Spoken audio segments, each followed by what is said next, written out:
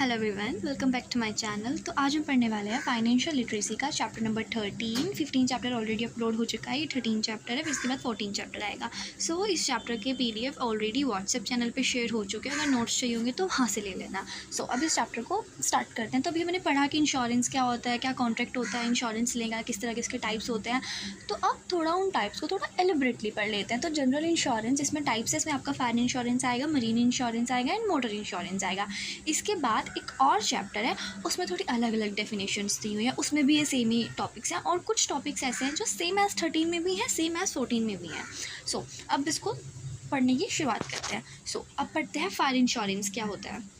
So it is a contract of indemnity. It cannot claim more than value of good lots. तो ये हमारे एक indemnity का contract है और इसमें क्या होता है, इसमें ना हमारी जो लॉस्ट है हमें सिर्फ उतना कंपनसेशन मिलेगा। जैसे कि हमने लाइफ इंश्योरेंस से पढ़ा था कि आपको इतनी अमाउंट मिल जाएगी, बट जो हमारा फायर इंश्योरेंस होता है इसमें हमें जितना लॉस होता है हमें उतना ही कंपनसेशन मिलता है, उससे ज़्यादा नहीं मिलता। फर्स्ट ऑफ ऑल ये कॉन्ट्रैक्ट ऑफ इंडेमनिटी है, इसका जो लॉस है उससे ज़्यादा हमें क्लेम नहीं मिल सकता। उसके बाद it is helping control or it is not helping control or prevent but promise to compensate of consideration. तो इसमें वो हमें सेफ्टी प्रोवाइड नहीं करता, मतलब वो हमें ऐसे ना सेफ्टी पैनल्स नहीं लगा के देता कि हाँ आपकी इसमें फायर नहीं लगेगी या कुछ नहीं होगा, ये हमें कोई ऐसे प्रिवेंट करने का कोई चांसेस वगैरह नहीं देता, बट हमें प्रॉमिस करता है कि जब आपके यहाँ पे फायर हो जाएगी, जब आपको लॉस हो जाएगा तो हम उसको कंपनसेशन कर देंगे। सो फायर इंश्योरेंस क्या है, इंडेमनिटी का है, यहाँ पे हम क्लेम से ज़्यादा नहीं कर सकते और ये हेल्प और कंट्रोल करने में हमारी कोई मदद नहीं करता, बट ये प्रॉमिस करता है कि हमें कंपनसेट कर देगा जब हमें लॉस हो जाएगा। सो अब इसके कैरेक्टरिस्टिक्स पढ़ते हैं कि क्या क्या है। देखो, अगर आपको डेफिनेशन ना आ रही हो, आपको बहुत ज़्यादा मार्क्स में डेफिनेशन दे दे कि एक्सप्लेन करो। अब डेफिनेशन तो 2 लाइन की होती है, अब उसको 2 लाइन को कुछ 6 नंबर में जाके तो एक्सप्लेन नहीं करेंगे, तो जो ये कैरेक्टरिस्टिक्स होते हैं ना उनको ना बीच बीच में लाइनों में डाल दिया करो। और अगर आपको फुल मार्क्स चाहिए अपने एग्ज़ाम में तो उसको ना अंडरलाइन कर लीजिए। जो मेन हेडिंग्स होती है ना, जो मेन पॉइंट्स होते हैं, उससे टीचर को बहुत ज़्यादा हेल्प मिल जाती है। और वो जब देखता है ना कि बच्चे ने ऐसे हाईलाइट कर रखे हैं तो वो मार्क्स दे देता है बिना किसी को रीड करे। किसी के पास इतना टाइम नहीं होता कि वो आपका एक एक वर्ड बैठ के पढ़ेगा, वो आपको ऊपर ऊपर से दिखेगा। और अगर आप अपनी इतनी अच्छे अच्छे टॉपिक्स उनको खुद ही हाईलाइट करके दे दोगे तो आपको फुल मार्क्स मिलेंगे। ये एक ट्रिक होती है, ठीक है। तो अभी देखते हैं इसके क्या क्या कैरेक्टरिस्टिक्स हैं। तो जैसे कि first of contract of indemnity in the sense कि हमें कंपनसेशन मिलेगा अपने लॉस का। Second is offer and acceptance, जो इंश्योर्ड है वो जाके ऑफ़र करता है, फिर वो उसको एक्सेप्ट कर लेती है कंपनी। देन प्रीमियम क्या होता है, एक अमाउंट होती है जो देता है, एक लॉफुल प्रीमियम कंसिडरेशन होता है। Then fifth is payment of premium, fourth था इंश्योरेबल इंटरेस्ट। इंश्योरेबल इंटरेस्ट में होता है कि इंश्योरेबल इंटरेस्ट की जो पॉलिसी होल्डर होता है उसका वहाँ पे वो होना चाहिए, क्या कहते हैं, इंटरेस्ट होना चाहिए, कि मतलब उसका पूरा ध्यान होना चाहिए। देखो, इंटरेस्ट वाली बात ना एक ऐसी होती है कि ना कुछ होते हैं माइंडफुल साउंड पर्सन और कुछ होते हैं अनसाउंड पर्सन। तो ना देखो, कुछ ना पार्शली होता है इन द सेंस कि जब कॉन्ट्रैक्ट हो रहा होता है वो वहाँ पर अनसाउंड होंगे, बाकी जो फिर पूरी चीज़ें हो रही होती हैं वो अनसाउंड होती है। बट मीनवाइल जो अदर होता है वो उसका ऐसा होता है कि वो कॉन्ट्रैक्ट के टाइम पे तो साउंड माइंड होता है, रेस्ट ऑफ टाइम वो अनसाउंड माइंड होता है। ये हमारे लॉ में आया था।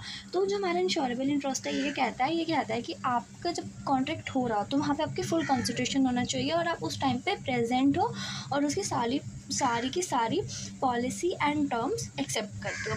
Then fifth is payment of premium, की जो प्रीमियम है आप उसको टाइम टू टाइम दे और पॉलिसी के टाइम पे वो डिसाइड हो जाता है। Then sixth is policy duration, कि आपका पॉलिसी का ड्यूरेशन क्या है, 1 साल है या 1 साल से कम है। Then seventh is principle of subrogation. अब ये नहीं है कि आपकी फायर लग गई तो आपको कंपनसेशन मिल गया, जो गुड्स था वो भी आप रख लो तो वो तो रिपेयर करा के उसका बेनिफिट भी ले लेंगे, कंपनसेशन का बेनिफिट ले लेंगे, ऐसा नहीं होता है। अगर फायर इंश्योरेंस ले रहे होता है तो जो हमारा जितना भी गुड होता है वो जितना डिस्ट्रॉय हो रखा होगा वो भी कंपनी अपने साथ लेके चली जाती है। देन एथ is outcome in the sense कि आउटकम की जो फायर से लॉस हुआ है ना, सिर्फ आपको उसी का कंपनसेशन मिलेगा, अदर चीज़ों का नहीं मिलेगा। Then ninth is claim settlement in the sense कि आपको कैसे चाहिए, बाय कैश, कैसे कि बाय, वैसे तो बाय कैश ही चलता है ज़्यादातर। देन आउटमोस्ट गुड फेथ कि आपको अपनी सारी जो चीज़ें पहले से डिस्क्लोज कर देनी चाहिए, आपको एट अ टाइम कोई चीज़ डिस्क्लोज नहीं करनी चाहिए। Then 11 that is surrender value in the sense कि कोई सरेंडर वैल्यू नहीं होनी चाहिए, एकदम प्रॉपर एकदम सिंपल आपका होना चाहिए। देन फिर 12th is assignment in the sense कि कैन बी असाइन, कि दोनों की म्यूचुअल कंसेंट के साथ ही होना चाहिए। अब पढ़ते हैं स्कोप ऑफ फायर इंश्योरेंस की। फायर इंश्योरेंस का क्या स्कोप है? तो इसके दो स्कोप है, एक is ordinary scope, second is comprehension scope. So जो लॉस है वो सिर्फ फायर से होना चाहिए। इसकी दो कंडीशंस होती हैं, वन इज एक्चुअल फायर जो मतलब रियल फायर से होता है, and second is must accidental in the sense कि risk under insurance mention is policy like blasting की जो हमारा रिस्क होता है वो हमारी पॉलिसी के अंदर लिखा होना चाहिए, जैसे कि बॉयलर से या गैस सिलेंडर से हो जाएगा ब्लास्टिंग से। Then risk not mention in policy like fire in jungle, और कुछ रिस्क ऐसे होते हैं जो पॉलिसी मेंशन नहीं हो, जैसे कि आपकी जंगल में आग लग गई जिसकी वजह से हमारा जो सामान है वो खराब हो गया। Second is comprehensive scope. इसमें क्या होता है? Policy cover risk allied to the risk of fire. जिसमें क्या होता है? पॉलिसी वो कवर रिस्क करती है जो फायर से रिलेटेड होते हैं। Coverage has wider scope of fire insurance. इसमें इस वाली पॉलिसी में क्या होता है? इसमें हमें वाइडर स्कोप होता है इन द सेंस जो हमारे अलाइन जो इंश्योरेंस होते हैं ना वे भी एक साथ आके ऐसे इसको कंपनसेट कर देते हैं। देन अब पढ़ते हैं procedure for taking fire insurance की। फायर इंश्योरेंस लेने का क्या प्रोसीजर है? सबसे पहले तो हम अपनी एक इंश्योरेंस कंपनी सेलेक्ट करेंगे, उसके बाद the proper person seeking insurance first choose or reliable suitable insurance company based on reputation coverage and premium rates के। अपने प्रीमियम रेट्स पे रेपुटेशन के बेस्ड पे हम एक कंपनी सेलेक्ट कर लेंगे। उसके बाद फिलिंग प्रपोजल फॉर्म। आप कंपनी के पास जाओगे, आप उनका फिलिंग अपना उनका जो फॉर्म है वो फिल करोगे कि हाँ मुझे ये इंश्योरेंस चाहिए। The proposal completes a proposal form, इसमें सारी डिटेल होती है आपकी प्रॉपर्टी की, इंश्योर्ड की जितनी प्रॉपर्टीज़ है उसकी, उसे कौन सा कवरेज लेना है और उसकी सारी रिलेवेंट इन्फॉर्मेशन उसमें होती है। Then third is evidence of respectability and survey of property. जो इंश्योरेंस कंपनी होती है वो प्रॉपर एकदम प्रूफ वगैरह चेक करती है उसकी क्रेडिटेबिलिटी का, उसके सर्वे का, उसकी मतलब पूरी जो प्रॉपर्टी है उसका सब कुछ चेक करते हैं कि कितना रिस्क ऑफ लेवल है, सब कुछ ऐसे चेक करके देखते हैं, पूरा सर्वे लेते हैं प्रॉपर्टी का। Then fourth is assessment of risk fixing and premium. अब वो वहाँ पे प्रीमियम फिक्स करते हैं बेस्ड ऑन द सर्वे के बेस पर जो इंश्योरर है वो उसका रिस्क एवेल्यूएट करते हैं जिससे कि उसका प्रीमियम पता लगे। अगर आपका ज़्यादा रिस्क है तो आपको ज़्यादा प्रीमियम पे करना पड़ेगा, कम रिस्क है तो आपको कम प्रीमियम पे करना पड़ेगा। Then fifth is acceptance of proposal. If the insurer is satisfied with the risk assessment, जब वो एकदम रिस्क असेसमेंट से एकदम सेटिस्फाई हो जाता है तो फिर वो सारी कंडीशंस को मिलाता है और उसको फाइनली एक एक्सेप्ट कर लेता है उसकी प्रपोजल फॉर्म को। Then sixth is insurer of cover note. A cover note is issued as a temporary proof of insurance coverage. जब तक हमारे फाइनली ऑफिशियली पॉलिसी डॉक्यूमेंट तैयार नहीं होते तब तक हमें देना पड़ेगा ना कुछ कि हाँ हमने आपके एटलीस्ट एक्सेप्ट कर लिया है। तो कवर नोट क्या होता है? एक टेम्पररी प्रूफ होता है कि बताने के लिए कि हाँ हमने आपकी पॉलिसी एक्सेप्ट कर लिया, अब आप अंडर हमारे सुपरविजन में हो। Then seventh is insurance of fire insurance policy. The final insurance policy is prepaid printed and deliver to the proposer. उसके बाद ये सारे प्रिंटेड होते हैं, उसके पास पहुंच जाते हैं, जो डॉक्यूमेंट होता है वो लीगली बाउंड कर देता है दोनों पार्टीज़ को। देन अब पढ़ते हैं principle of fire insurance contract की। कौन कौन से प्रिंसिपल होते हैं फायर इंश्योरेंस के? आई गेस हमारे 11th में था बिजनेस स्टडीज़ में। सो फर्स्ट पढ़ते हैं principle of utmost good faith. इसमें क्या होता है कि जो इंश्योरर और जो इंश्योर्ड है उन दोनों को अपने सारे मटेरियल फैक्ट्स ऑनेस्टली डिस्क्लोज करने चाहिए, कुछ भी भेदभाव नहीं रखना चाहिए। The insured must share complete and accurate information. पूरी complete and accurate information share करनी चाहिए प्रॉपर्टी के बारे में, रिस्क के बारे में, अगर फेल्ड वगैरह रिजेक्शन क्लेम वगैरह सब के बारे में, अगर कोई पॉलिसी कैंसिल वगैरह करनी है हर चीज़ को एकदम से करना चाहिए। अगर आप कुछ ऐसा रखते हो तो आपकी जो पॉलिसी है वो वहीं के वहीं कैंसिल हो जाएगी। Then second is principle of insurable interest. The insured must have financial interest in the property being insured. उसका फाइनेंशियल इंटरेस्ट होना चाहिए, अगर वो अपनी वाइफ की करा रहा है तो उसमें भी होना चाहिए। Then the insured should suffer a financial loss if the property is damage by fire. अगर उसको एक फाइनेंशियल लॉस सफ़र करना चाहिए तभी आपको कंपनसेशन मिलेगा, अदरवाइज नहीं मिलेगा। Then the interest must exist both at the time of taking the policy at the time of loss. आपका एकदम लॉ आपके इंटेंशंस दोनों टाइम होनी चाहिए, जब पॉलिसी ले रहे हैं तब आपको लॉस हुआ है तब भी। Then third one is principle of indemnity. The insured is compensated only to extend the actual loss. उसे सिर्फ एक्चुअल लॉस का ही पेमेंट मिलेगा। The purpose to restore the insured original face positions. तो यहाँ पे क्या होता है, ये ऐसा होता है कि जब आपको लॉस मिला ना तो हम आपको एक्चुअल पोजीशन में रख देंगे। मतलब भैया आपकी जो कोई नेटवर्थ है वो आपकी 100 करोड़ की, आपको लॉस हो गया, आप 80 करोड़ पे आ गए हो, तो फायर इंश्योरेंस क्या करता है? वो आपको हेल्प करता है वापस आपकी उसी पोजीशन में लाने के लिए 100 करोड़ वाली पे। सो देन उसको कोई प्रॉफिट वगैरह की वजह से नहीं हो सकता है, जैसे कि 10 लाख की प्रॉपर्टी है पर वो डैमेज की वजह 4 का हो गया तो इंश्योरेंस जो इंश्योर होंगे वो सिर्फ 4 लाख ही देंगे क्योंकि उसे 4 लाख का ही लॉस हुआ, एग्जाम्पल में तो ऐसे है। Then fourth one is principle of subrogation. After compensating the insure acquire the legal right to recover the loss from a third party. अब जो प्रिंसिपल ऑफ सबरोगेशन में क्या है, जैसे कि मैंने पहले बताया था कि वो सारी चीज़ों का राइट ना इंश्योरेंस कंपनी वालों पे जाता है अगर वो पेमेंट कर देते हैं। Third party responsible for the fire, then this prevent the insured for making double recovery. देखो अगर ना ऐसा होता है कि अगर मान लीजिए किसी थर्ड पार्टी की वजह से हुआ है, ठीक है, तो अब क्या करते हैं, कुछ ऐसे का होता है कि वो ना कंपनी से भी ले लेंगे कंपनसेशन और थर्ड पार्टी की वजह से वो उससे भी ले लेंगे। तो यहाँ पे क्या होता है, वो लीगल राइट ले लेते हैं रिकवर करने का, जिससे कि वैसे ना डबल प्रॉफिट ना बना पाए दोनों से। Then principle of contribution, if the insured has taken fine insurance from multiple insurers. अब देखो, अब ऐसा नहीं है कि चलो आपने ना बहुत सारी पॉलिसी ले ली, इससे भी ले ली पॉलिसी, उससे भी ले ली, उससे भी ले ली, आपका लॉस हो गया तो आप इससे भी कंपनसेशन ले लोगे, उससे भी कंपनसेशन ले लोगे, उससे भी कंपनसेशन ले लोगे। ऐसा नहीं होता है। अगर आपने पॉलिसी 6 जगह से ली है ना, तो 6 जगह का मिला के आपको उतना मिलेगा जितना आपका लॉस हुआ है। If the insurable taken fire insurance from multiple insurers, each insure will contribute to the compensation proportionate to their coverage. उनका जितना कवरेज होगा वो उतना ही आपको देंगे, तो इससे हमारा ओवर कंपनसेशन अवॉइड हो जाता है। Then sixth one is principle of proximity cause. इसमें क्या होता है, when determining claim eligibility the insurer identify the nearest and more direct cause of damage. उससे बताता है कि वैसे सर्वे वगैरह करते हैं तो बताता है कि आपका मोस्ट डैमेज क्यों हुआ है आपका। If fire is covered is the proximity cause the claim is valid. अगर वहाँ आपके उसमें चीज़ में लिखा है कि हाँ आपको इस चीज़ से लॉस हुआ तो हम कंपनसेशन करेंगे, तब वो वैलिड है। अगर आपका नहीं, अगर नहीं लिखा है तो आपका वैलिड नहीं है, वो वहीं पे कैंसिल हो जाएगा और कंपनी वाले नहीं करते फिर पे। देन उसके बाद आता है फायर इंश्योरेंस पॉलिसी। तो फायर इंश्योरेंस पॉलिसी क्या होता है, कॉन्ट्रैक्ट होता है एक इंश्योर्ड और इंश्योर्स के बीच में, जहाँ पे उसका लॉस कवर करते हैं in exchange of a consideration. तो अब इसके टाइप्स पर लेते हैं। तो इसकी थोड़ी नंबरिंग गलत है, वो उसे थोड़ा इग्नोर करना। तो फर्स्ट इज़ वैल्यूड पॉलिसी। इसमें क्या होता है, जो लॉस होता है वो हम एडवांस में देखते हैं कि आपको एडवांस में इतना कंसिडरेशन मिल जाएगा। तो जो इंश्योर्ड प्रॉपर्टी है उसकी एडवांस में पता लग जाती है, तो एग्रीड वैल्यू वो एक्चुअल मार्केट के हिसाब से कंपेयर करके दे देते हैं। Then second is market value. इसमें क्या होता है, जब आपका लॉस हो रहा होता है तब हम प्रॉपर्टी की वैल्यू को डिटरमाइन करते हैं और तब उसको पे करते हैं। Then specific policy. इसमें क्या होता है, उसको स्पेसिफिक सम देना होता है, और अगर आपका वो स्पेसिफिक सम से कम है तो आपको सारे पैसे दे देंगे, अगर आपका स्पेसिफिक सम से ज़्यादा है तब आपको ज़्यादा नहीं देंगे। The next one is floating policy. Floating policy इसमें क्या होता है, इसमें एवरेज क्लॉजेज ले जाते हैं और वहाँ पे ना नहीं हाँ, इसमें ना जो स्टॉक होता है वो थोड़ा फ्लक्चुएट होता है अकॉर्डिंग टू लोकेशंस। तो यहाँ पे जैसे कि manufacturer, trader, warehouse, godowns, इन सब के रिगार्डिंग ये फ्लोटिंग पॉलिसीज़ होती है, क्योंकि यहाँ का जिनका स्टॉक होता है वो टाइम टू टाइम फ्लक्चुएट होता रहता है, तो उन्हीं के हिसाब से उनको प्रीमियम पे करना पड़ता है और उन्हीं के हिसाब से उनको कंसिडरेशन मिलता है। तो उसके बाद आ जाता है हमारा एवरेज पॉलिसी। इसमें क्या होता है, एवरेज क्लोज में ऐसे होता है कि यहाँ पे हमारी जितनी भी इंश्योर्ड अमाउंट होती है उसको डिवाइड करते हैं हम, जो उसकी वैल्यू होती है प्रॉपर्टी की, देन उसको इंटू कर देते हैं एक्चुअल लॉस से। तो जितना आपको लॉस मिलता है फिर आपको उसी के हिसाब से, मार्केट वैल्यू के हिसाब से आपको मिलता है।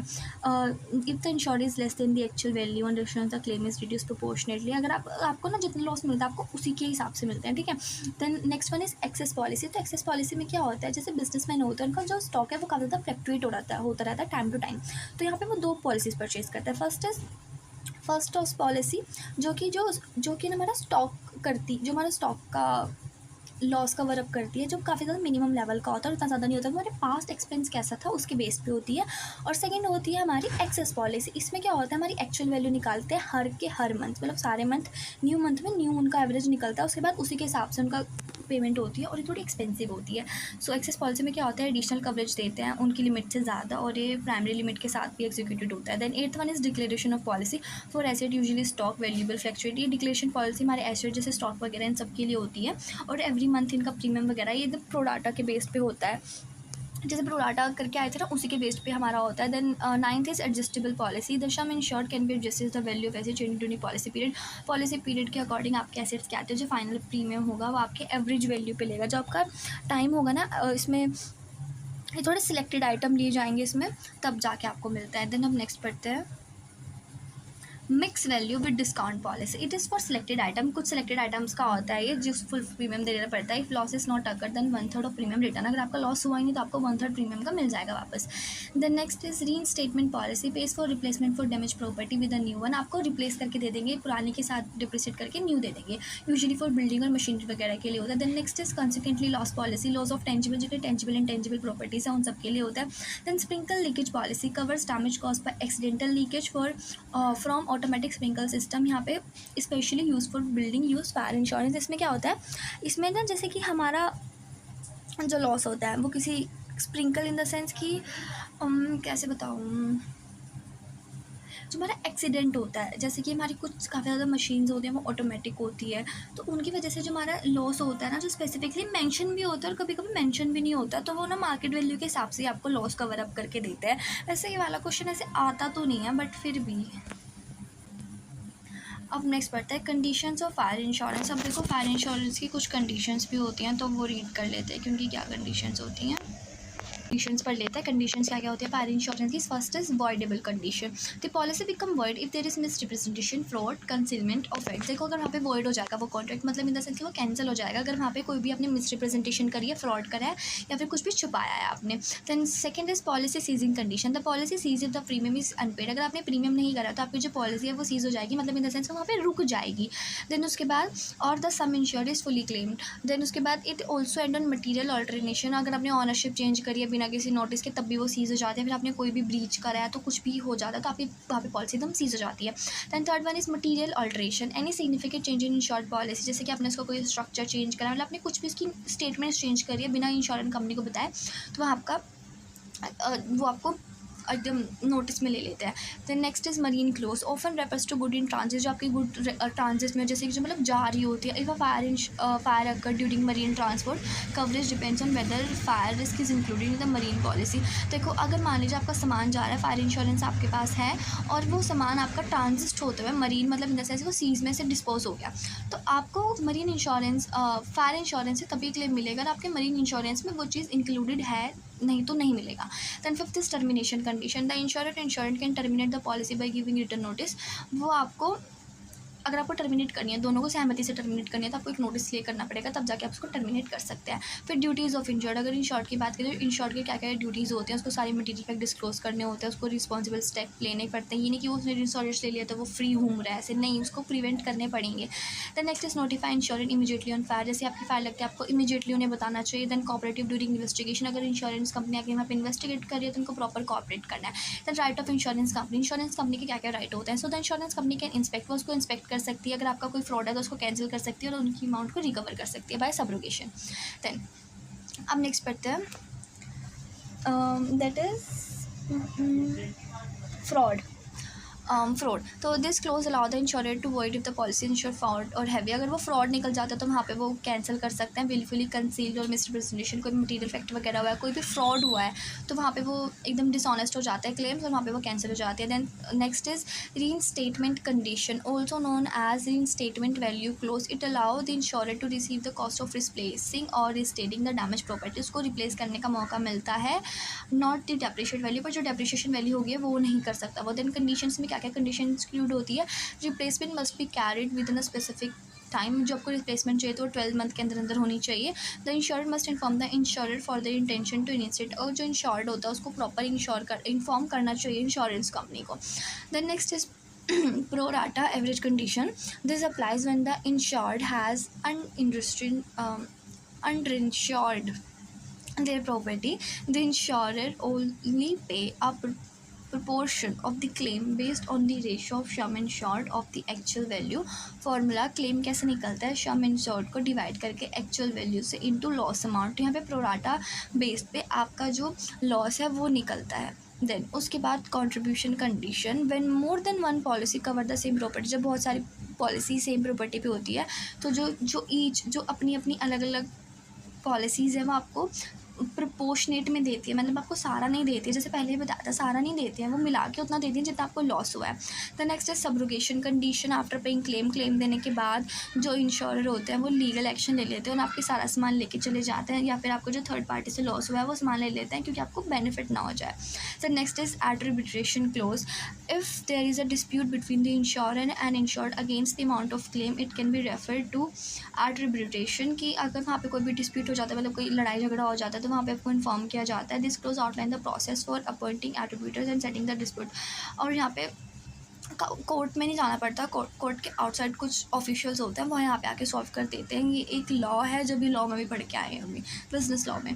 Then next is cost of communication. The usually refers to insure responsibility. ये हमारी जो इंश्योर्ड होता है उसकी रिस्पॉन्सिबिलिटी होता है उसको नोटिफाई करना डैमेज के बारे में, और जितनी भी कम्युनिकेशन चार्जेस हैं, delay, non distance, void control, ये सब ना इंश्योर्ड फेस करता है। Then it is maintenance condition. The insurance must maintain property. उसको जो प्रॉपर्टी अच्छी कंडीशन में होना चाहिए, अगर वो बुरी कंडीशन में है तो वो कंपनसेट नहीं करता है उसको। The next, that is procedure for settlement of an insurance claim, particularly in fire insurance, कि कैसे वो सेटलमेंट करते हैं, वो कैसे उनको सेटल करते हैं। सो first is receipt of claim intimation. The insurance must notify the insurance immediately after the loss damage. अगर जैसे आपका लॉस होता है आपको तुरंत उनको बताना है। This is done through a written intimation, या तो आपको इलेक्ट्रॉनिकली भेज दो या फिर रिटर्न भेज दो। उसको सारा उसमें policy number, date, time, loss, cost सब कुछ लिखा होना चाहिए। और उसमें insurance acknowledge receipt and may provide a claim form. जो इंश्योरेंस होता है जब उसको पता लग जाता है वो एक एक्नॉलेज रिसिप्ट भेजता है, इन द सेंस कि उसे पता लग गया कि हाँ आपके यहाँ पे ऐसा हो गया, और वो क्लेम का फॉर्म भेज देता है। फिर उसके बाद entering in the claim register. फिर उसके बाद the insurer record the claim details in the claim register. फिर उसके बाद जो इंश्योरर होते हैं, जो कंपनी होती है, वो क्लेम रजिस्टर में लिखते हैं और उसको क्लेम मैनेजमेंट सिस्टम में भेज देते हैं। इसमें क्या क्या होता है, इसमें claim number, policy detail, date of intimation, assessment, ये सब होते हैं जिससे कि उनको क्लेम निकालने में हेल्प करता है। Then third one is claim form. तो appointment of surveyor, the insurer appoint a licensed surveyor or loss assessor to investigate। फिर वो आते हैं उसको लॉस को इन्वेस्टिगेट कर सकते हैं। Specially for loss above a certain threshold, the surveyor assess cause of accident की क्या कॉज हुआ है, वेरिफिकेशन करता है डॉक्यूमेंट्स की, पॉलिसी के टर्म्स कंडीशंस को देखता है, देन प्रॉपर एक रिपोर्ट बना लेता है। Then fourth service evolution of settlement decisions based on the service report. Service की रिपोर्ट के बेस पे द इंश्योरर इवोल्यूट, फिर वो इवोल्यूट करते और अमाउंट को एकदम डिटरमाइन करता है। The amount payable application of policy condition like pro rata average, कैसे सब्रोगेशन कैसे करता है। फिर अगर वो एक्सेप्टेबल हो जाती है, जो अमाउंट है वो डिटरमाइंड एंड अप्रूव्ड हो जाता है। फिर उसके बाद आता है डिस्चार्ज वाउचर। इसमें क्या होता है, the insurer prepaid and sends a discharge voucher to insured. फिर वहाँ पे जब ऐसे सेटलमेंट हो जाता है कि तो फिर वो उसको जाके इन्फॉर्म कर देता है कि हाँ आपको इतना मिलने वाला है। Then it shows the financial claim. इसमें आपका सारा ही फाइनल जो क्लेम होता है वो लिखा होता है। The insured must sign and return the voucher as acknowledgement and agreement to the settlement. जब आपको वो रिसीव हो जाता है तब उसको साइन करते हो और आपको एक रिटर्न वाउचर भेजना पड़ता है एक्नॉलेजमेंट का कि हाँ आप इससे एग्री करते हैं। देन उसके बाद this legal confirmation that the insured accept the composition. ये एक लीगल कन्फर्मेशन होता है कि जो इंश्योर्ड है उसने वो एक्सेप्ट कर लिया। Then sixth is recording final payment and closure. यहाँ पे एक क्लेम जो होता है वो प्रॉपर एक सिस्टम में रिकॉर्ड किया जाता है कि पेमेंट हो गई है, इतनी अमाउंट की पेमेंट हो गई है। देन उसके बाद डॉक्यूमेंट्स को क्लोज कर दिया जाता है, रिपोर्ट्स वगैरह सब आपके रिकॉर्ड्स में चली जाती हैं। सो वो था आपका फायर इंश्योरेंस। अब पढ़ते हैं marine insurance, in the sense कि पानी वाला। So marine insurance is a type of insurance that covers the loss और damage of ship, cargo, terminals and any transport or cargo related property during transit by sea or sometimes by land and air. So इसमें क्या होता है, marine insurance आपका एक ऐसा insurance है जो आपका सारा लॉस कवर करता है, चाहे वो आपका शिप का हो, कार्गो का हो, टर्मिनल्स का हो, फिर कोई भी transport or cargo related property हो जो आपके रास्ते में हो, जो सी के थ्रू जा रही हो। ठीक है, अब यहाँ पे आपके दो टाइप्स निकलते हैं। There are two main types.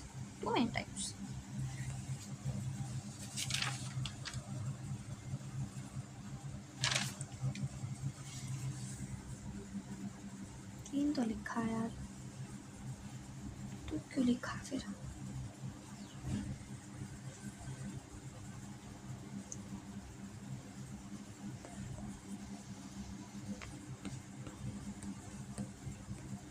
So first is hull insurance. तो हल इंश्योरेंस क्या होता है, covers the vessel ship itself. Hull insurance में वो सिर्फ शिप को प्रोटेक्ट करता है। Then second is cargo insurance, cover the good being transport. Cargo insurance में जितने भी गुड्स हैं वो सारी ट्रांसपोर्ट हो रही है उनको कवर अप करता है। Then freight insurance, cover the loss of freight revenue due to damage loss of cargo.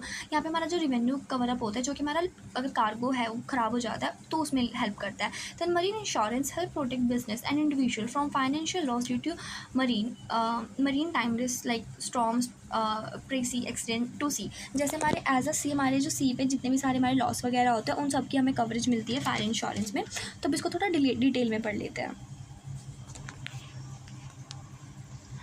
एक और चीज़ बताऊंगी मैं, जैसे कि जो हमारा कार्गो है, कार्गो इंश्योरेंस में हमारी भी सारी गुड्स आती हैं जो हम शिप में लोड करते हैं, और जितनी भी रास्ते में जा रही होती हैं वहाँ पे वो सारी होती है। जो शिप इंश्योरेंस है यहाँ पे कुछ मत बता, तू कैंसिल कर।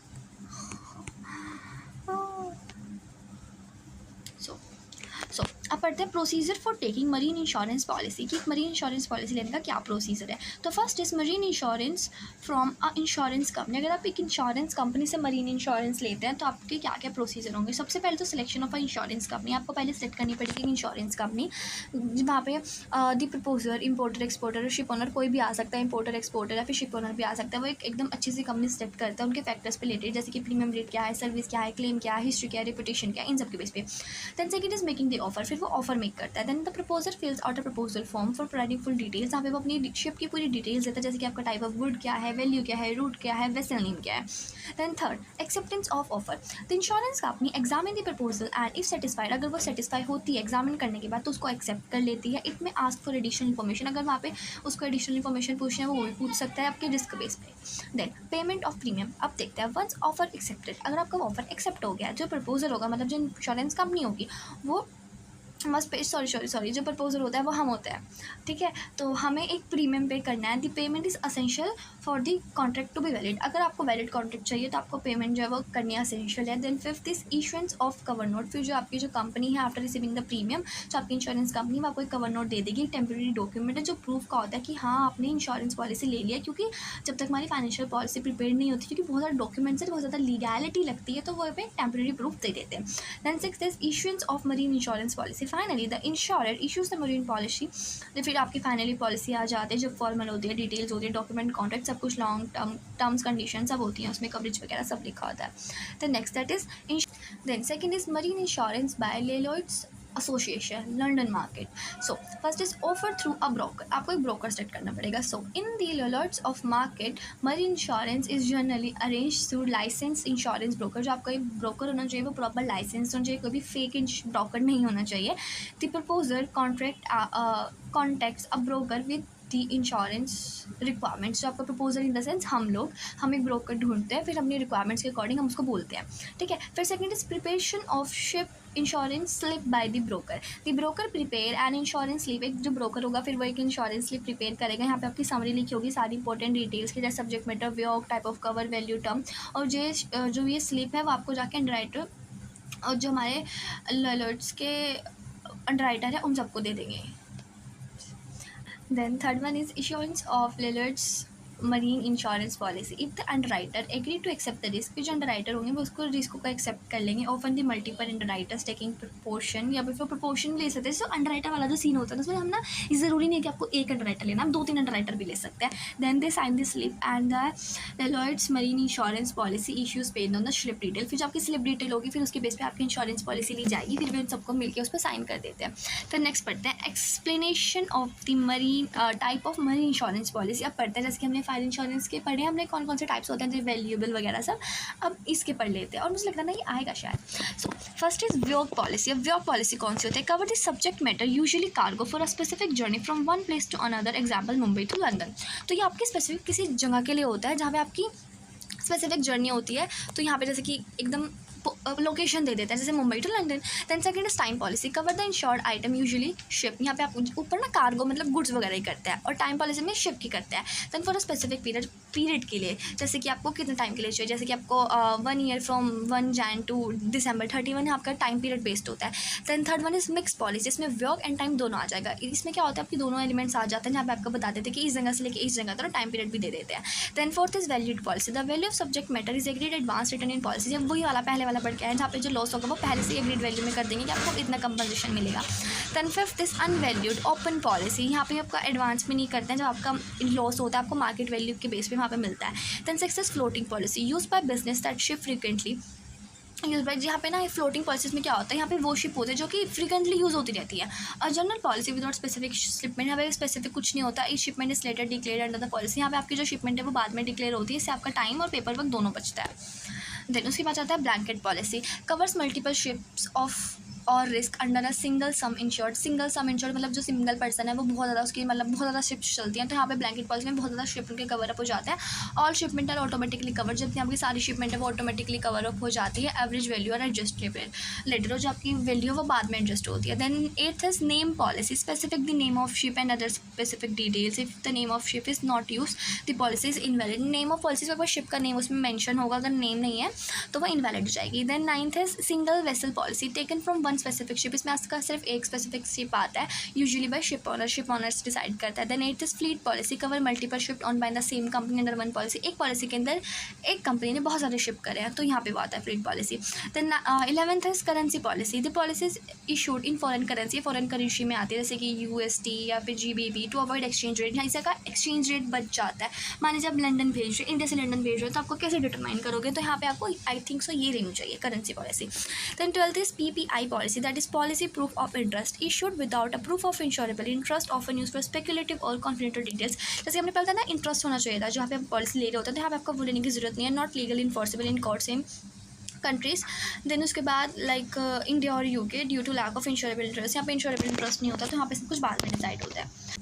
सो अब पढ़ता है important marine insurance policy condition and clauses. अब इनकी क्या कंडीशन है, क्या क्या इसके क्लोजेज है। तो first is valuation clause, so specific the agreed value of the insurable subject ship or cargo, this help determine the composition amount in case of loss. Valuation policy में हम स्पेसिफिक किसी amount पे agree करते हैं ship or cargo की, इससे आपका composition में उसको हेल्प मिल जाती है। Then second is risk clause, define the type of risk such as fire, closing, sinking, piracy, natural disaster, कि आपका इसमें ना हमारा रिस्क क्लोज में हम रिस्क डिफाइन कर देते हैं कि बेसिकली आपका रिस्क जो है वो है क्या। इसमें आपका रिस्क जैसे फायर से है, कोलिजन है, सिंकिंग है, प्रीसी है, नेचुरल डिजास्टर है, ट्रांजिट, मतलब ट्रांजिट इन द सेंस जो चीज़ें रास्ते में जा रही होती है।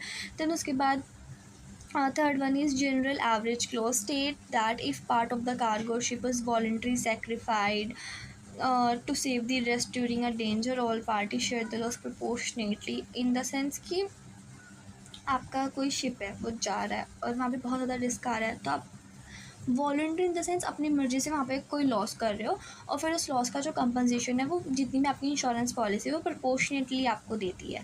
Then fourth is exclusion clause, list the risk that are not cover such loss due to delay, war, insolvency, bad packing. Exclusion clause में कहते हैं यहाँ पे वो सारे रिस्क होते हैं जो कि कवर्ड नहीं होते पॉलिसी में, जैसे कि आप ये देरी की वजह से हो गया है, वॉर की वजह से हो गया, कोई इंसॉल्वेंस हो गया, आपकी पैकिंग ख़राब थी उस वजह से हो गया, तो यहाँ पे आपकी वे सारी चीज़ें आ जाती हैं। Then next is at and from clause, specify that coverage start with ship and, मतलब आपका पोर्ट, जैसे हमने स्पेसिफिक पॉलिसी थी ना कि कहाँ से कहाँ तक जहाँ पे आपका प्लेस मेंशन होता है, यहाँ पे वो वाली पॉलिसी है। देन अब नेक्स्ट पढ़ते हैं sue and labor clause, require the insured to take reasonable step to minimize loss or damage। अब ना वहाँ पे आपको जो लॉस और एक्सीडेंट है उसको आपको रोकने के लिए खुद से भी कुछ एफर्ट्स करने पड़ेंगे, ठीक है। अब उसके बाद warehouse to warehouse clause, extend coverage from time to deliver seller's house until the reach the buyer's warehouse covering the entire transit, मतलब आपके मेरे सेलर्स, मतलब मैं सेलर हूँ तो मेरे वेयर हाउस से बाहर के वेयर हाउस तक, मतलब warehouse to warehouse जा रही है, तो उसके बीच में जितना भी रास्ता होगा वो सब इसमें कवर अप हो जाएगा। Then it is change of way of clause, मान लीजिए ship is deviate from one plan route destination without informing the insurer, the policy में become void unless agreed upon in advance. तो मतलब आपका अगर मान लीजिए आपका रास्ते में कोई चेंज कर रहे हो, कोई रूट है वो चेंज हो रहा है, अगर आपके पॉलिसी में कोई और रूट है, आप किसी और रूट से ले जा रहे हो, तो वहाँ पर वो चीज़ कैंसिल हो जाएगी। Then next is touch and stay close, allow the ship to touch or stay at specific port during the voyage without affecting the coverage। तो यहाँ पे क्या होता है, जैसे रेस्ट चाहिए होता है तो यहाँ पे आप अटैच कर सकते हो सारी चीज़ें कि आप कहाँ पे स्पेसिफिक पोर्ट्स भी बता सकते हो जहाँ पे आप रुक सकते हो। Then next is Inchmaree clause, तो कवर द लॉस और damage due to negligence of the crew, जैसे कि क्रू या फिर मशीनरी ब्रेक डाउन होगी या फिर कोई भी डिफेक्ट्स हो गया जो कि आपकी मरीन पॉलिसी में नहीं है, तो यहाँ पे आपके वाले सारे क्लोज इन द सेंस कि यहाँ पे अगर ये सारी कंडीशंस हो जाती हैं तो ये क्लोजेज यूज़ होंगे और इनके क्लोजेज में जो इनका रिजल्ट होगा वो अप्लाई होगा। Then 11th is jettison on लेटिंसन क्लोज, इसमें क्या होता है, कवर इंटेंशनली थ्रोइंग ओवरवर्ड, जब हम इंटेंशनली कोई थ्रो करते हैं कार्गो को बचाने के लिए इमरजेंसी में, ये सारी चीज़ें आती हैं। Then 12th is memorandum clause, limits the insurer liability to partial of certain goods unless exceed the certain percentage of 3% और मोर। मेमोरेंडम ऑफ क्लोज में होता है कि यहाँ पे आपके परसेंटेज डिसाइड कर देते हैं, यहाँ पे जो इंश्योरर होता है, मतलब जो कंपनी होता है उसकी लॉस, मतलब कितना ही लॉस होगा वो सारा थोड़ी कवर अप करेगा, तो उसकी थोड़ी लायबिलिटी बताता है कि हाँ आपकी लायबिलिटी यहाँ तक है।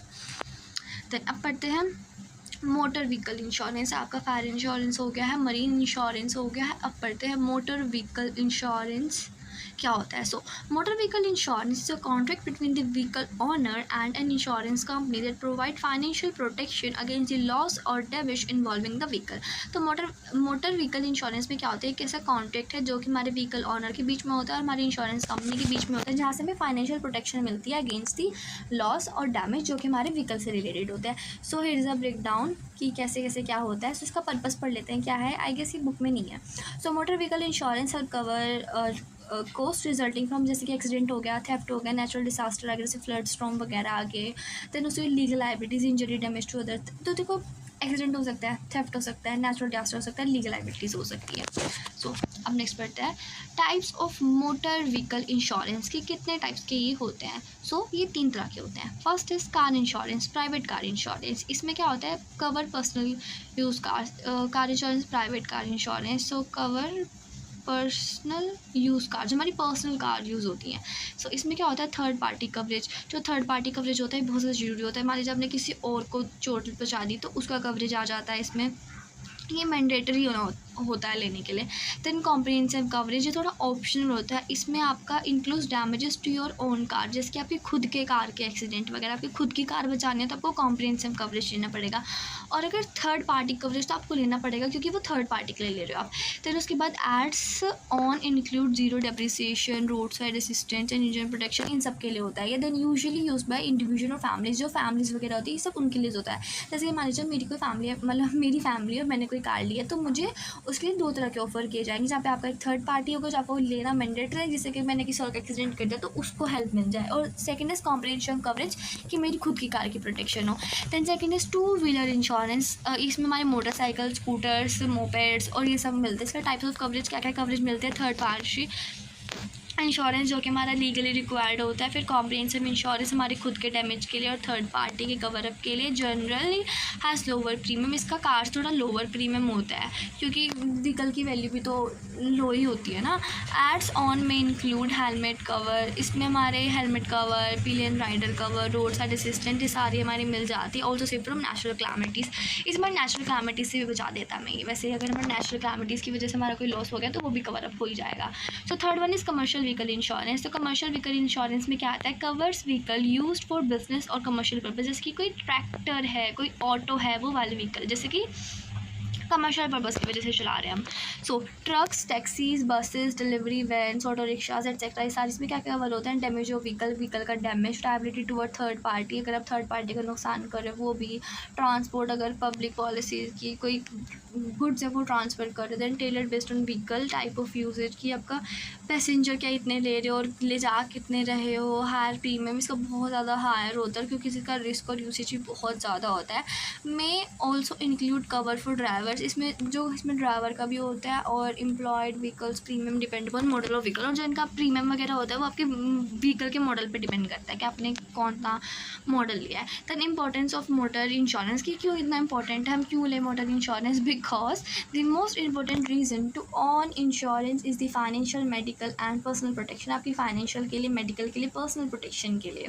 Then second is motor insurance cover body injuries, यहाँ पे आपकी बॉडी इंजरीज़ कवर अप हो जाती है, आपका व्हीकल का डैमेज कवर अप हो जाता है, चोरी हो जाती है, पेमेंट मेडिकल बिल्स आपके पे कर सकते हो।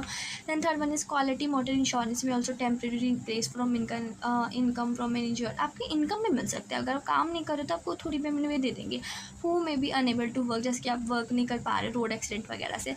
Then fourth is another reason for owning a motor insurance policy has to do it with cost of repair करा सकते हो खुद की व्हीकल के और दूसरों के व्हीकल्स की, और क्योंकि जो व्हीकल रिपेयरिंग होती है बहुत ज़्यादा एक्सपेंसिव हो जाती है, बट आपका इंश्योरेंस है तो वो करके दे देंगे आप फ्री में। तो उसके बाद मोटर व्हीकल इंश्योरेंस कवरेज, क्या आके इसमें कवर अप आता है, तो इसमें आपका फायर, एक्सप्लोनेशन, सेल्फ इनिगेशन, लाइटनिंग, ये सारी चीज़ें आ जाती हैं। बलगरी, ये भी पढ़ने वाले हम क्या होता है, हाउस ब्रेकिंग, थेफ्ट, ये सब आ जाता है। देन रोइट एंड स्ट्राइक आ सकता है, अर्थक्वेक आ सकता है, flood, storm, cyclone, hurricanes, tempest, inundations, hail storm, frost, ये सारी चीज़ आ सकती है। Then six is accidental external means आ सकता है, टेररिज्म एक्ट्स आ सकते हैं, लैंड स्लाइड्स, रोक स्लाइड्स, ये सब आपका इंक्लूड हो जाता है। Then type of motor insurance cover, अब कितने कवर अप होते हैं, 2 type of insurance cover motor insurance के 2 तरह के होते हैं। एक होता है लायबिलिटी ओनली पॉलिसी, जिसमें हमारी थर्ड पार्टी इंश्योरेंस होता है, और एक होता है पैकेज पॉलिसी, इसमें हमारा लायबिलिटी ओनली पॉलिसी, इसमें लायबिलिटी ओनली पॉलिसी आता है, और लॉस टू ओनर से हमारा जो ओनर होता है उसके के लॉस के कवर अप के लिए होता है, इसे हम OD कवर भी कहते हैं। देन अब नेक्स्ट पढ़ते हैं मोटर व्हीकल इंश्योरेंस एक्सक्लूड। अब कौन कौन सी चीज़ें हैं जो हम उसमें नहीं इंक्लूड करेंगे, जैसे कि under the motor vehicle insurance policy the following contingencies are generally excluded. First is not having valid driving licence. अब आपके पास लाइसेंस नहीं फिर भी चला रहे हो, इंश्योरेंस एक्सीडेंट हो गया तो इंश्योरेंस कंपनी क्यों भरेगी भाई, आपके पास लाइसेंस ही नहीं है तो यहाँ पे हम नहीं काउंट करेंगे। Then second is under influence of intoxicated liquid drugs. आपके ड्रग लिक्विड्स हैं जैसे कि नॉट ड्राइवर ड्रिंक, ये सारी चीज़ें तो क्यों नहीं पे करेगी। तो उसके बाद accident taking place beyond geographical limits. और मॉडर्न व्हीकल्स में ना आपके लिमिट्स पे डिसाइड करके चलते हैं कि लिमिट्स के बाहर हो गया तो हम नहीं पे करेंगे। Then fourth is vehicle is use for unlawful purpose. आप चोरी करने जा रहे हो फिर आपका एक्सीडेंट हो गया तो हम क्यों पे करेंगे। Then fifth is electrical and mechanical breakdown, कि आपका इलेक्ट्रिकल मैकेनिकल ब्रेकडाउन हो गया इस वजह से भी हो सकता है। Then motor insurance policy. अब पढ़ते हैं हम। The motor vehicle act 1989 has made it compulsory for the motorist to insure against risk liability to third party. Compulsory हो गया थर्ड पार्टी के लिए करना। Vehicles for the purpose of insurance classified below. जो हमारे व्हीकल्स हैं अलग अलग डिवाइड करते हैं, जैसे प्राइवेट कार जो कि हम पैसेंजर्स के लिए नहीं कर सकते, खुद के लिए हो सकता है। कमर्शियल वैल्यू जो गुड्स कैरिंग करने के लिए जाते हैं पैसेंजर्स के लिए जा रहे हैं, tractors for others. And motorcycle scooter motorcycle जो हम अपने पर्सनल यूज़ के लिए करते हैं। पढ़ते हैं types of motor insurance policy की कितनी तरह तरह की ये पॉलिसीज़ होती हैं। तो first is act liability policy. Statutory requirement under the motor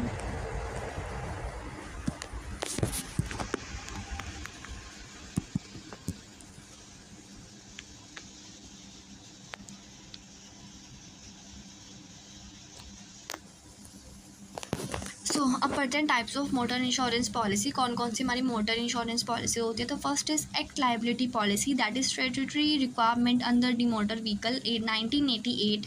इसका पर्पस क्या होता है। Mandatory insurance covered the protect vehicle owners against legal liabilities arising from bodily injury or death of third party and damages to third party. थोड़ा इसका purpose क्या होता है, ये इंपॉर्टेंट होता है क्योंकि हमारी जो थर्ड लाइबिलिटी पार्टी होती है उसका डैमेज डेथ वगैरह वो सब कवर अप करने के लिए होते हैं। जैसे कि गुड्स व्हीकल, इसमें क्या होता है, कवर लाइबिलिटी फॉर इंजरीज और death to the third party including co driver loaders causing by goods carrying commercial vehicles, no cover damage of the insured vehicle. इसमें जो हमारा खुद का व्हीकल होता है उसके लिए कवर अप नहीं होता, बट जो हमारी थर्ड पार्टी होती है उनका, मतलब गुड्स लेके जा रहे हो कमर्शियल वैल्यू के लिए, उन सब का काउंट हो जाता है।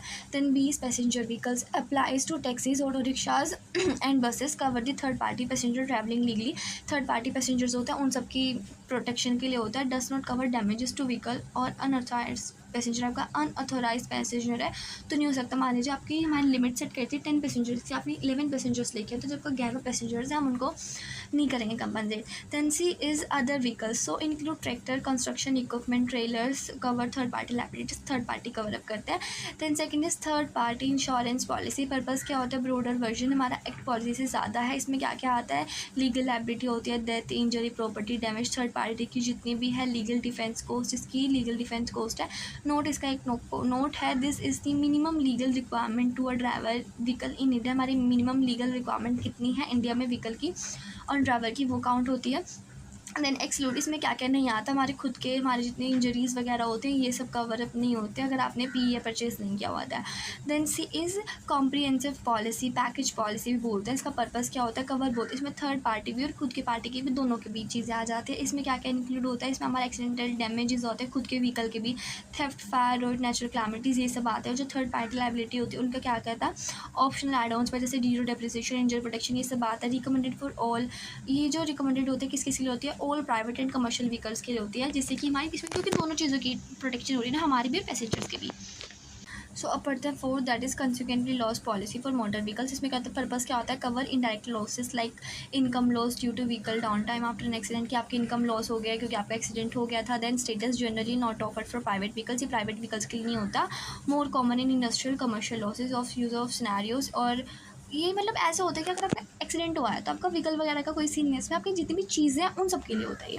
देन सो अब इनकी थोड़ी समरी अब पढ़ लेते हैं। Act liability policy mandatory case के लिए होती है, मोटर व्हीकल्स के लिए होती है, जैसे पैसेंजर अदर व्हीकल्स की प्रोटेक्शन के लिए होती है। जो third party insurance cover up होता है इसमें थर्ड पार्टी की प्रोटेक्शन के लिए होती है, इसमें खुद का व्हीकल नहीं आते। जो हमारी कॉम्प्रिहेंसिव पॉलिसी होती है उसमें हमारे खुद के डैमेजेस और थर्ड पार्टी के डैमेजेस भी ले लेते हैं। और एडोसन कवर स्पेशल पॉलिसीज होती है, ऑप्शन होती है हमारी इंजन प्रोटेक्शन के लिए, जीरो डेप्रिसिएशन के लिए, एनसीबी प्रोटेक्शन, इन सब के लिए होता है। सो यार that's for chapter number 13। Next video में नेक्स्ट चैप्टर करेंगे। Until the next video, take care. और अपने रिव्यू कमेंट्स में डाल देना, और जिस टाइम तक चैनल ज्वाइन नहीं किया, नोट्स चाहिए तो चैनल ज्वाइन कर लेना। सो या until the next video, take care.